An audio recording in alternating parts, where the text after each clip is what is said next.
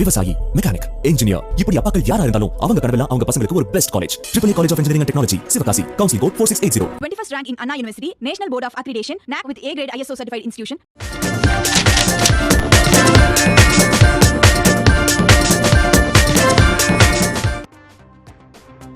இன்றைய செய்திக்கப்பால் பகுதியில் DD next பத்திரிகையுடைய தலையங்கத்தை பார்க்குறோம். ராகுலின் மணிப்பூர் பயணம் அமைதி வருமா அப்படின்னு தலைப்பிட்டு எழுதியிருக்கிறாங்க.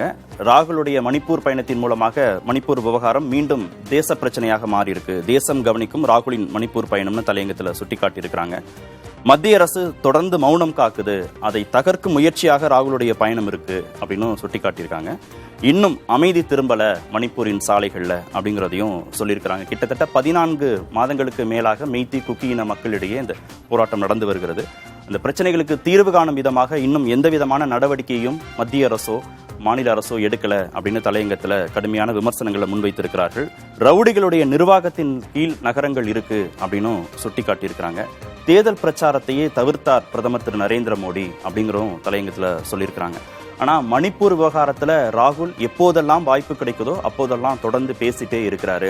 ஏற்கனவே மே 2023 அங்கே போனார். ஜனவரி மாதம் பாத யாத்திரை சமயத்தில் அங்கே போனார். இப்போ 3வது முறையாக மணிப்பூருக்கு ராகுல் போயிருக்கிறார். எப்போதெல்லாம் வாய்ப்பு கிடைக்குதோ அப்போதெல்லாம் மணிப்பூர் குறித்து ராகுல் பேசுறாரு.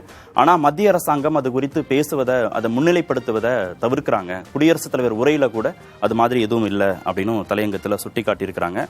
ராகுல் காண்பிக்கிறது ரொம்ப உறுதியான முகம் அப்படின்னு சொல்றாங்க. ராகுலுடைய கடந்த இப்போ இருக்கக்கூடிய செயல்பாடுகள் குறித்தும் தலையங்கத்தில் சுட்டி காட்டியிருக்கிறாங்க. ஹாத்ராஸ் உயிரிழப்புகள் நடந்த சமயத்தில் அங்கே போய் அவர் நிற்கிறாரு. அதே மாதிரி ரயில் ஓட்டுநர்களோட அவர் சந்திப்பை நடத்துறாரு. இப்போ மணிப்பூர் போறாரு. அவருக்கான முன்னுரிமைகளாக இந்த செயல்பாடுகள்லாம் அமைந்திருக்கு. ஆனால் பிரதமருடைய செயல்பாடுகள் அப்படிங்கிறதுலாம் அப்படி இல்லை. மோடி இப்போ ரஷ்ய பயணம் போறாரு. ஆஸ்திரியா தலைவர்களோட அவர் சந்திக்கிறாரு. G7 தலைவர்களோட அவர் சந்திப்பை நிகழ்த்துறாரு. உலகக்கோப்பை கிரிக்கெட் வென்ற வீரர்களோட அவர் சந்திப்பு நடத்துறாரு.